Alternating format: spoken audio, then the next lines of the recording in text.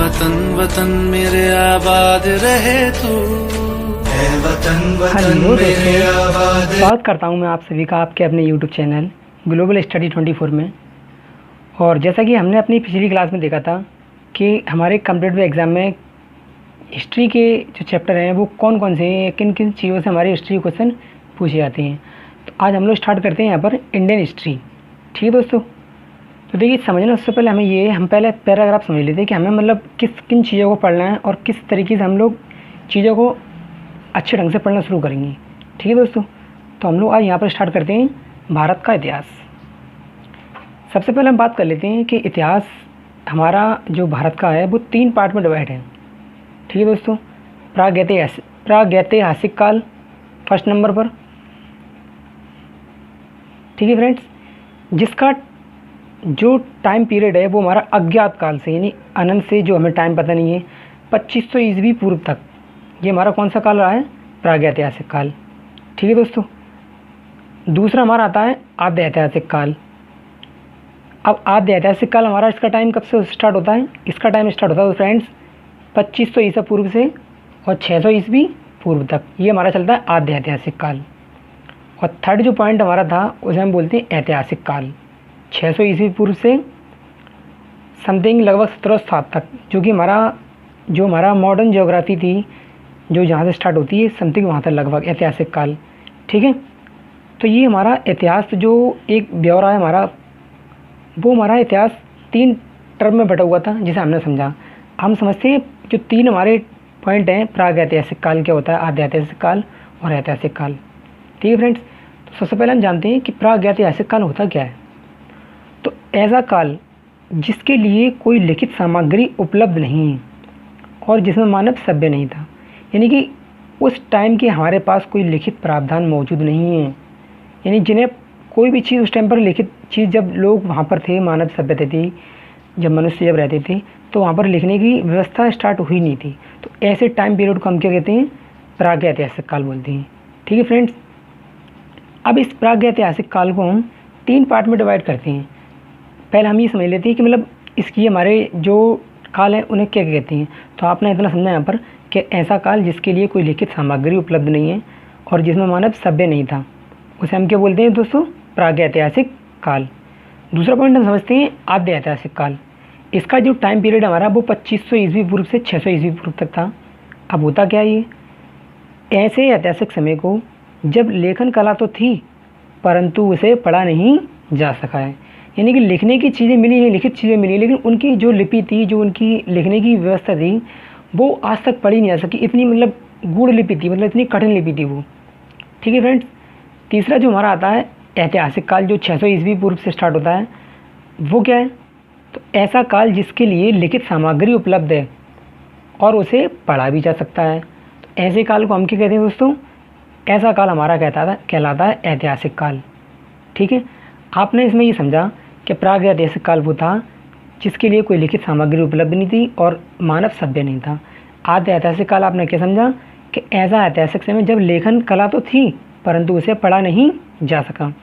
और ऐतिहासिक काल क्या थी, जिसमें लेखन कला भी मौजूद थी और उसे पढ़ा भी जा सका। ठीक है, अब हम बात करते हैं इनके अंदर के पार्ट्स की, कि मतलब ये हमारे कितने पार्ट्स में डिवाइड हैं, और यहीं से हमें अपना पूरा ब्यौरा मालूम पड़ जाएगा कि हमारा हिस्ट्री का जो पार्ट है हमें किस ढंग से पढ़ना है। तो हम पहले बात करते हैं प्रागैतिहासिक काल की। इस काल को हम 3 भागों में डिवाइड करते हैं दोस्तों। ठीक है फ्रेंड्स, 3 भागों में कौन कौन सी, एक तो आता है पुरापाषाण काल, दूसरा मध्यपाषाण काल और तीसरा दोस्तों नवपाषाण काल। ठीक है फ्रेंड्स, इसका टाइम पीरियड हमारा क्या है, पुरापाषाण काल का, ये अज्ञात से लेकर 8000 ईसा पूर्व तक ये हमारा पुरापाषाण काल रहा था। ठीक है फ्रेंड्स, दूसरे पाषाण काल की बात करें हम तो ये 8000 ईसा पूर्व से 4000 ईसा पूर्व तक कौन सा काल चला हमारा दोस्तों, मध्यपाषाण काल। तीसरे की बात करें तो 4000 ईसा पूर्व से 2500 ईसा पूर्व तक, यानी जब सिंधु घाटी सभ्यता आई है तब तक हमारा कौन सा चला, नवपाषाण काल। ठीक है दोस्तों, तो हमने इस तरह समझा प्रागैतिहासिक काल हमारा 3 भागों में डिवाइड था। पुरापाषाण काल रिकॉल करते हैं, मध्यपाषाण काल, तीसरा हमारा नवपाषाण काल। ये कब से कब तक चला था हमारा फ्रेंड्स, ये हमारा अज्ञात से लेकर और 2500 ईसा पूर्व तक ये वाला काल हमारा चला है। ठीक है, अब इसकी दो जो मेन फैक्ट हैं जिन्हें हमें जानना जरूरी है इस सभ्यता की यानी प्रागैतिहासिक काल के बारे में। सन 1863 ईस्वी में भारतीय पुरातत्व सर्वेक्षण विभाग के एक अध्यक्ष थे जिनका नाम था कि रॉबर्ट ब्रूस फुट ने किया था। उन्होंने इसके बारे में, इस सभ्यता के बारे में पहले बताया था। ठीक है, इस सभ्यता को हम पाषाणकालीन सभ्यता भी कहते हैं। अगर कभी भी आपके एग्जाम में आया कि पाषाणकालीन सभ्यता का टाइम पीरियड क्या होगा तो आप समझ जाएं कि आद्य ऐतिहासिक काल आपसे पूछा जा रहा है। ठीक है दोस्तों, हम आते हैं दूसरे पॉइंट पर, आद्य ऐतिहासिक काल को। तो इस आद्य ऐतिहासिक काल को हम दो भागों में बांट सकते हैं दोस्तों। कौन कौन से दो भागों में? एक तो सिंधु घाटी सभ्यता जो 2500 ईसा पूर्व से 1500 ईसा पूर्व तक चली थी। ठीक है, और दूसरा हमारा था वैदिक सभ्यता यानी वैदिक काल। ये हमारा 1500 ईसा पूर्व से लेकर और 600 ईसा पूर्व तक चला था।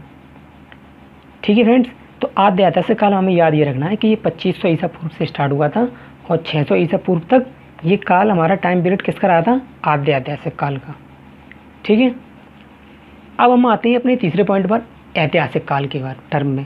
ये ऐतिहासिक काल के बारे में हमने कल के लेक्चर में भी थोड़ा समझा था। आज हम इसे अच्छे ढंग से समझ लेते हैं और फिर इसकी वीडियो हम आगे लेकर आएंगे जिन्हें हम बिल्कुल डिटेल में समझेंगे कि मतलब कौन कौन से राजा आए, क्या क्या हुआ, क्या क्या कंडीशन रही उस वक्त। तो ऐतिहासिक काल को दोस्तों हम 3 भागों में डिवाइड करते हैं। कौन कौन से?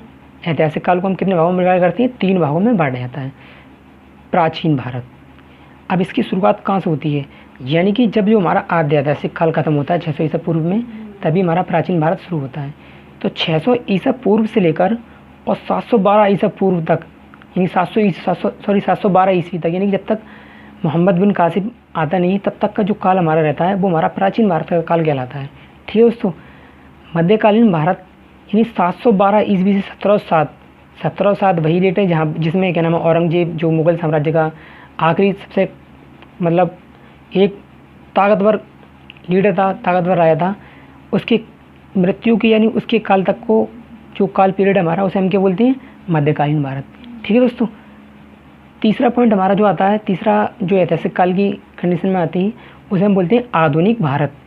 इसका टाइम पीरियड 1707 से लेकर अब तक यानी कि सन 2020 तक का जो टाइम चल रहा है वो हमारा किसके अंतर्गत आएगा दोस्तों? आधुनिक भारत के अंतर्गत। तो दोस्तों हमने यहाँ पर ये समझा कि हमारा जो एक ओरली जो सिलेबस होना चाहिए हिस्ट्री को पढ़ने का वो क्या होना चाहिए। अब आप इस चीज़ को बहुत गौर से देखें कि हमें पढ़ने का हमारा क्रम क्या है। हमें इन चीज़ों पर गौर नहीं करना कि प्रागैतिहासिक काल, आद्य ऐतिहासिक काल। हाँ, इसमें जो हमारे इंपॉर्टेंट फैक्ट होंगे उन्हें हम एक वीडियो एक लेक्चर में क्लियर कर लेंगे, लेकिन हमें जो फोकस करना है दोस्तों वो करना है यहाँ से यानी सिंधु घाटी सभ्यता से। ठीक है, जो हमारा कल का लेक्चर होगा वो हम डिस्कस करेंगे इसी चैप्टर को, सिंधु घाटी सभ्यता से। ठीक है फ्रेंड्स, तो आप लोग करें ये कि आप लोग नोट्स को अच्छे ढंग से बनाते हुए चलें और वीडियो को एक बार समझ में नहीं आता तो दोबारा देखें, एक बार समझें चीज़ों को। और नोट जिस तरह से मैंने बनाए हैं, और ये मैं चाहता तो सारी चीज़ें आपके लिए वाइट बोर्ड पर भी लिख सकता है, लेकिन मुझे ऐसा लगता है क्योंकि मैं खुद एक स्टूडेंट हूँ तो मैं इस चीज़ को जानता हूँ अच्छे ढंग से और स्टूडेंट रहा भी हूँ कि जो चीज़ नोट करी हुई लिखी होती है उन्हें उतारने में कॉपी पर और समझने में थोड़ी आसानी होती है। ठीक है फ्रेंड्स, तो आपको करना ये कि आप ये सारी चीज़ें अपनी एक नोटबुक बनाएं और उस पर अच्छे ढंग से नोट करें और सारी चीज़ों को कॉन्सेप्ट बाई पढ़ते हुए चलें। यहाँ पर हम सारे लेक्चर को बहुत अच्छे ढंग से इसी तरह डिस्कस करेंगे, इससे कि आपकी नोट्स बनाने में आसानी होगी। और अगर वीडियो में कुछ आपको पसंद आया है या कुछ सलाह देनी है तो नीचे कमेंट बॉक्स में कमेंट करें और वीडियो को शेयर करें, लाइक करें और चैनल को सब्सक्राइब करें और अपना ख्याल रखें। थैंक यू दोस्तों, मिलते हैं अपने अगले वीडियो में।